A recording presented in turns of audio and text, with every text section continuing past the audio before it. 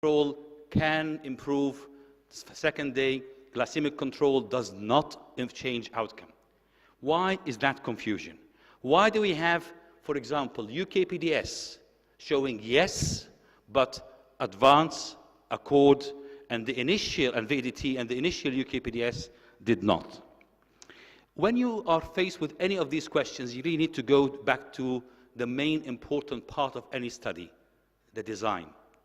Conclusion is a tertiary issue. The design is the most important factor in any study. And when you look into the design of the UKPDS, what is different between UKPDS and the other studies? To start with, UKPDS was newly diagnosed people with diabetes. So, very clear message. If you treat early, from the time of diagnosis, then maybe you can get the same outcome of the UKPDS. The second point is, look into the glycemic control. UKPDS achieved 7%. What ADVANCE and ACCORD and Veterans Affairs trial try to do is to push the control too tight, and for who? For people who were in these trials with cardiovascular risk or post events. The large proportion of these three other trials are people with advanced disease as well as with cardiovascular events or high risk. So this is a point that many of us believe in. Many of us believe that the ACCORD study, the ADVANCE study, the Veterans Affairs studies did not come to the same outcome like UKPDS because of hypoglycemia. I'm not going to ask you to vote whether you agree with this or this is what you think of or not, but I think many do think so. And we know that hypoglycemia can cause ventricular arrhythmias. Ventricular arrhythmias could be a very important thing to try to prevent. So no doubt that hypoglycemia can initiate arrhythmias and potentially worsen cardiovascular outcomes. And this is the conclusion from that particular study. Yes, it can. So if you try to add things in your mind, okay, I believe, or you believe, or some of us believe, I don't, some of us believe that hypoglycemia was the reason for the poor outcome in many of the important outcome trials, ACCORD, VDT, ADVANCE. And we know that it can cause cardiac events. So consequently, if you start looking into drugs, such as incretins, that have very little hypoglycemia, we should see a better safety perspective. Let's see whether that is true or not. The FDA, after all the saga of the rosiglitazone, have decided for any new drug to be out, they need cardiovascular safety. Cardiovascular safety is different from cardiovascular outcome trials. And we have a large number of cardiovascular safety trials in the pipeline. As you can see in this slide, huge number of studies. Some of them are already published, some are in the pipelines. Let's review some of them. First, we go into the allogliptin study, which is on people with acute coronary syndrome. So all of them are people who had previous acute coronary syndrome. And they are trying to see whether an incretin, such as allogliptin, would be safe or not. And the answer, yes, it's safe. But do you see any diversion in this graph? Do you see any hint that the DPP-4 inhibitor with less hypoglycemia over the duration of the trial of 30 months, 2.5 years, diverting even slightly? The answer is no. And if you look into the saxagliptin trial, same design, 90% or 78% of them have established atherosclerotic disease. So the vast majority of the patients already in the trial with established cardiovascular disease. And the outcome is exactly the same as well. The drug did not cause increased cardiovascular mortality, but did it cause reduced cardiovascular mortality, even a non-statistically significant figure? The answer is no. We go to the last one, which is published this year, after the ADA in Boston, the sitagliptin trial, TICOS trial. Still, the conclusion of the TICOS trial, the drug is safe, but did it improve cardiovascular outcome? Despite all of these three drugs are DP4 inhibitors with less hypoglycemic events, and the answer is no. And you think of the placebo arm, and you look into the placebo arm in both in the standard as well as the placebo arm, and you will find, for example, hypoglycemic drugs such as sulfonylurea are used by 45% of both arms. So it's kind of, how come we are saying, I would like to avoid drugs that can cause hypoglycemia, but I end up using them in both arms in abundance? Then you move on to the GLP-1 trials. The Elixir trial of the lixisenatide, one of GLP-1s. This is not published yet, but this is the slide that was presented in Boston in the ADA. And as you can see, still the same outcome. A GLP-1, powerful with even weight reduction, not just with the lower incidence of hypoglycemia, but also with the potentials of having less weight or indeed weight reduction. Nevertheless, the study did what is meant to do, which is safety, without the extra added bonus of, I can see some reduction in cardiovascular events.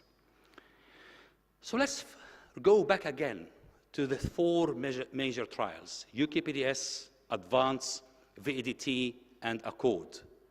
Major hypoglycemia was indeed higher in every single trial, different between one and the other, but in the intensive arms higher. But if hypoglycemia is the cause of loss of cardiovascular outcome, how come the UKPDS did have a positive cardiovascular outcome, when the intensive arm did have over 2.5 times the incidence of major hypoglycemia compared to the standard arm? That's one point. Second point, if you go here, here is the data obviously of the UKPDS, so it proves that major hypoglycemia, even though it was much higher in UKPDS, didn't really stop having a positive outcome in the trials. Then you start looking into ADVANCE, ACCORD, and Veterans Affairs, the VEDT. And you will see here that in these trials, for example, ADVANCE, it did not improve cardiovascular outcomes. There was improvement, but not statistically significant. But certainly, it did not worsen it. And you start looking into a bit more in depth into the study. After all, we're talking about a trial that, or the three trials, one of them had a very low rate of hypoglycemia, of major hypoglycemia. Even though I want you to concentrate here on rate of hypoglycemia and achieved HbA1c.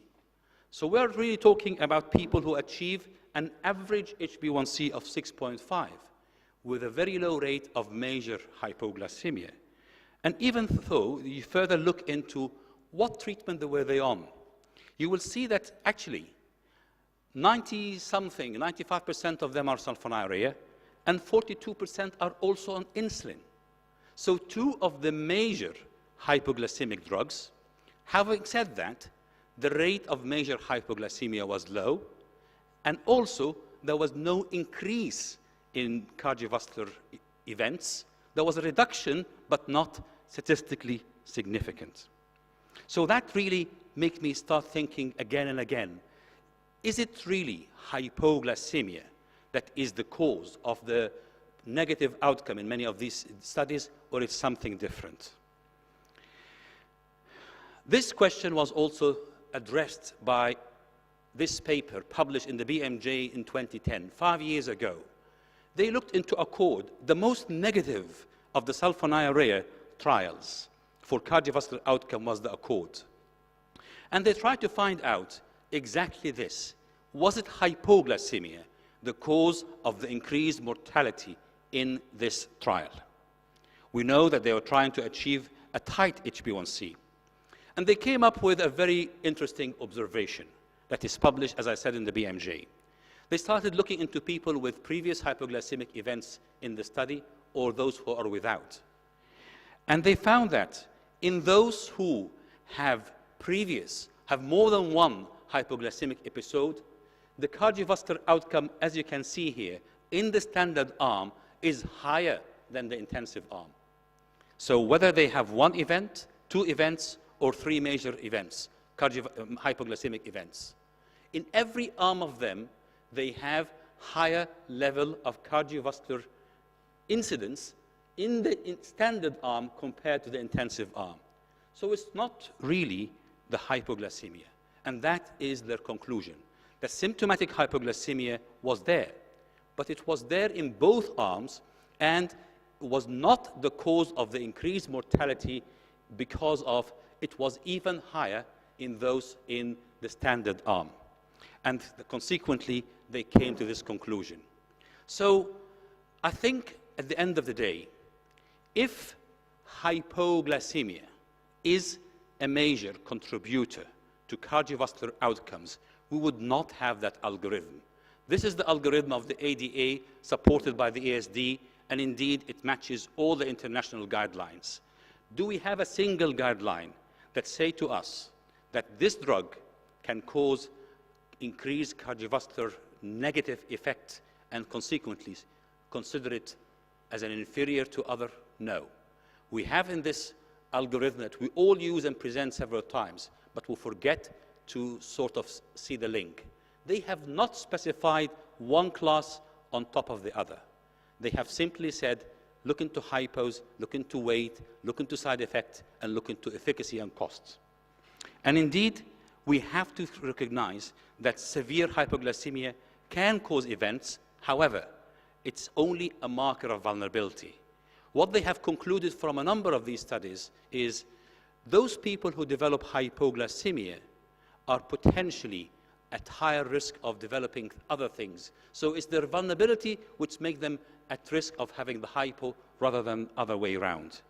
And should we go for intensive glycemic control to reduce cardiovascular events? And the answer is a qualified yes. Yes, if you start early. Yes, if you sustain it. And yes, if you avoid too much low of HbA1c in those with a cardiovascular disease. The second point is symptomatic hypoglycemia that is severe does not appear from all the data to be the cause of the negative cardiovascular outcomes from all of the studies that I've shown you. Thirdly, the drugs that we have evidence are the drugs used in the studies. Metformin and sulfonylurea and insulin were the drugs used in UKPDS, and also were the drugs used in ADVANCE. And also the pioglitazone was used as a secondary outcome in the study they did on cardiovascular outcome. And we should not really forget, we should have a holistic approach. We should have a systematic approach that would tackle the blood pressure, the lipids, the antiplatelets, as well as the glycemic outcome, rather than just focus on one item. Don't forget that we treat the person as a human being. So a holistic approach. I don't just read the heart and forget about the eyes or the kidneys. And the two major studies, as you can see here, that show us a microvascular reduction as well, is those using our standard therapy of sulfonylurea, insulin, and metformin, such as in UKPDS and ADVANCE. And lastly, the most important factor, structured education for our patients. That is really very important. And we are doing a clinical trial in UK on structured education and hypertension, hoping to see that it can reduce number of medication and improve compliance and improve outcome.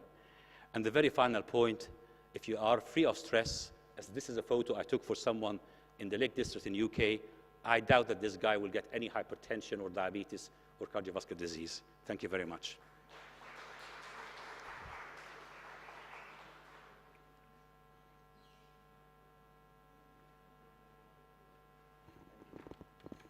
Thank you, Dr. Mohammed. As usual, a very clear presentation, very elegant slides, and also very clear about hypoglycemia. So we'll open the floor for questions. Any question? تفضل دكتور. Just a second.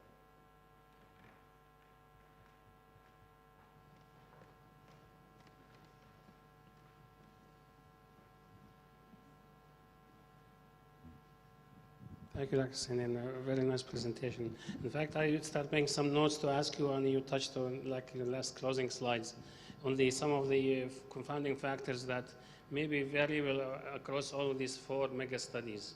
One of them was maybe slightly lower participants, 2,000, the rest in the range of 10,000 people who were in the studies.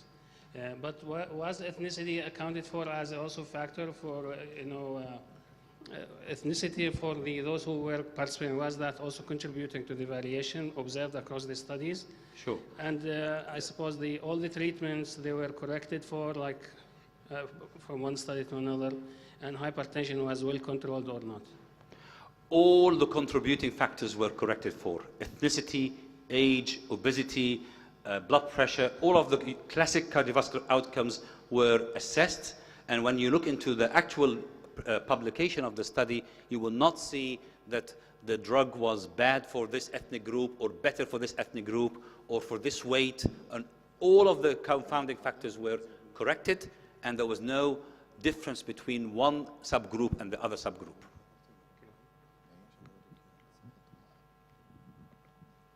Okay. Any more questions? So, Dr. Mohammed, do you think that the coming guidelines will be changing toward what you were hinting to?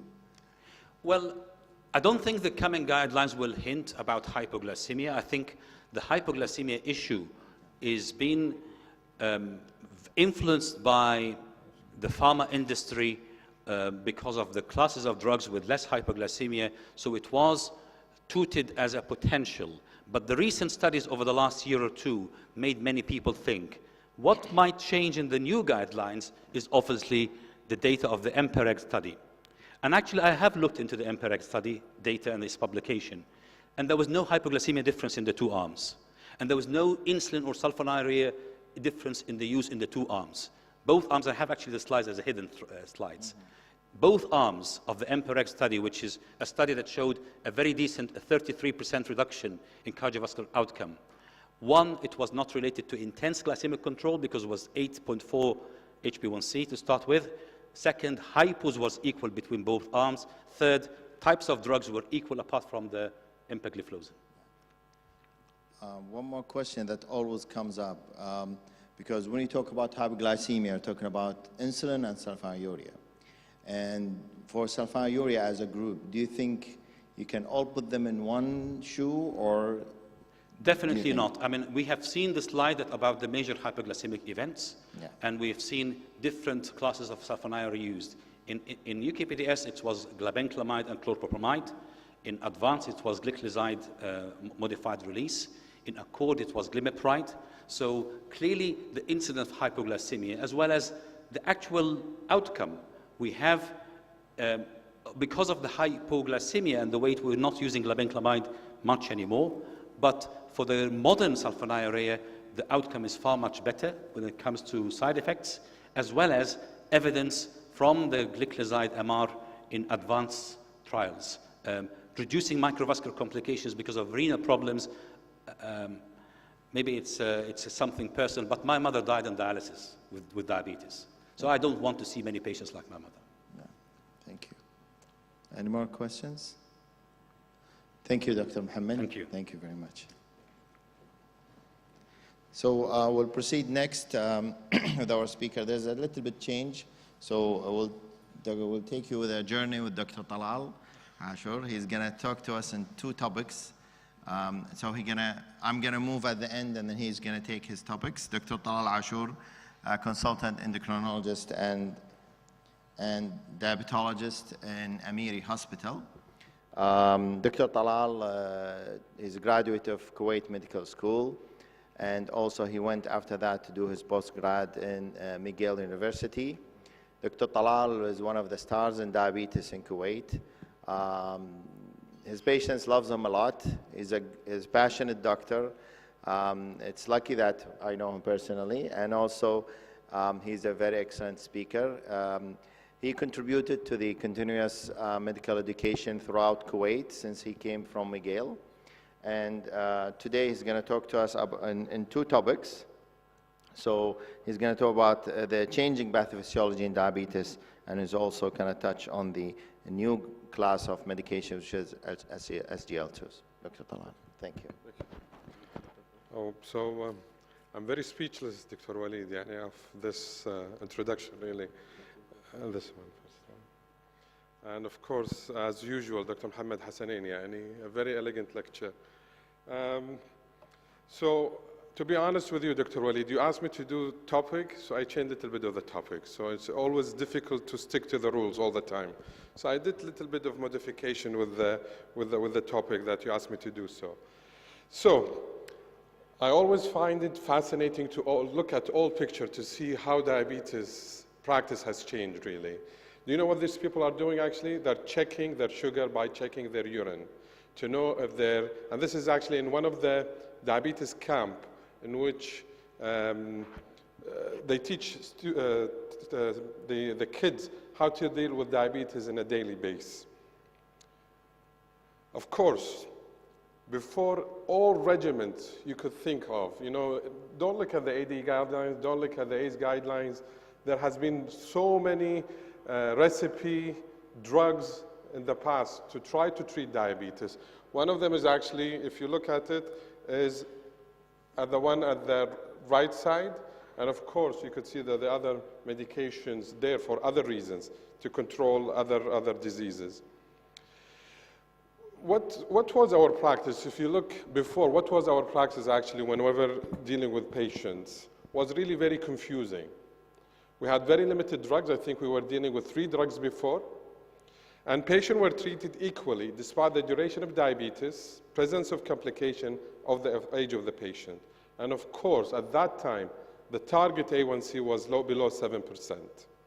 And of course, before, whenever any patient was actually admitted to the hospital, diabetes was the least of the concern of the treating team. Always, patient is admitted to the hospital, keep him on sliding scale. Then we'll deal with diabetes at the end. How about our current practice? Still confusing. You have so many guidelines.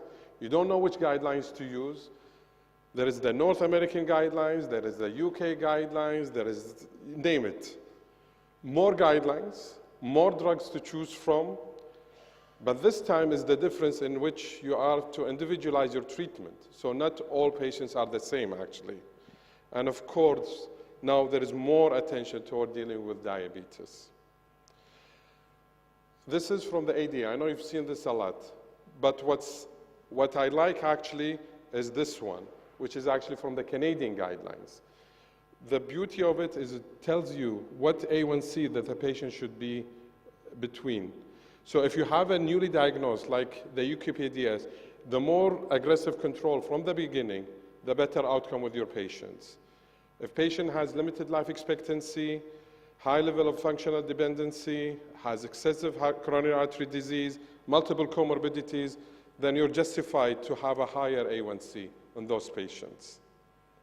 This is from the ACE guidelines, very simple guideline. Below 6.5, those who are newly diagnosed, above 6.5, who has an increased risk of developing hypoglycemia. So if you compare the two practices, all patients in the old practice was below 7%. Now, our current practice is actually individualized. If you look at the drugs, before metformin, sulfa, insulin, now we have more drugs to use from. Step-up approach, much delayed, and I think at the time being we're actually much delaying the treatment and upgrading the treatment of our patients. So, the issue with the current practice we're actually having now is that we're taking too long before we're advancing the treatment. And unfortunately, not when we treat diabetic patients, different area has different experience with the drugs and the availability of the drugs. And of course, what is important, availability of the treatment in the center. So if I ask you and you show this picture to your patient and you ask him to choose from, which device your patient will choose, you think? Out of curiosity. Pen or injection? Pen? If the patient is an old patient, resistant to change, they will take the insulin syringe. If you have a patient who's more into devices, more into appliances, will use the pen. This is a very interesting concept because the treatment options also for the patient should be also changed by the physician, which means this is something, a very important point I'm going to be talking about, which is clinical inertia, which is going to be at the end of the lecture. Of course, you've seen this a lot. What I'm trying to tell you that how fast you have to change your treatment options with your patient, how fast you think. Before, whenever you ask your patient to come back, you will ask him to come after 6 months, 1 year, 2 years on the same treatment, right? We don't, this has been changed actually. If you look at the guidelines, from moving from one step to another step, it's actually between 3 to 6 months. If there is no improvement after using the medication for 3 months, then you have to go up and step up. And this all, so maybe your patient will end up by using insulin at the end of 1 year, if you look at it. So let me tell you why there is reluctance. And this is a very interesting, I found it in one of the literature. And it just talks about insulin therapy. So insulin therapy attitude and beliefs of physicians in Middle East Arab countries. So if I ask you now, how many of you actually prescribe insulin in their clinic for their patients? I just want to see, how many of you guys start insulin in the clinic? Okay. So around 40%. And all of you guys deal with diabetes patients, right? So if you have a diabetic patient, do you refer them to other physicians to start the insulin, or would you start it by yourself? So this is a very interesting question. I know you cannot see it, but I'm just going to read to you. Almost 75% of the physicians, when they were asked about using insulin with their patients, they said that they actually prefer to delay insulin despite that the patient actually needs it. Around 75% of the physicians in Arab countries would delay the treatment with insulin if they actually need it. And they usually, if I have a patient who I doesn't really want to start insulin with, I usually send him to Dr. Walid to start him with. No, I'm just joking. Just to make my life. So I'm not the insulin guy. You'll be the insulin guy eventually. So strong points should be in our practice now. So it's ABC. I always try to remember and remind people about it. ABC. It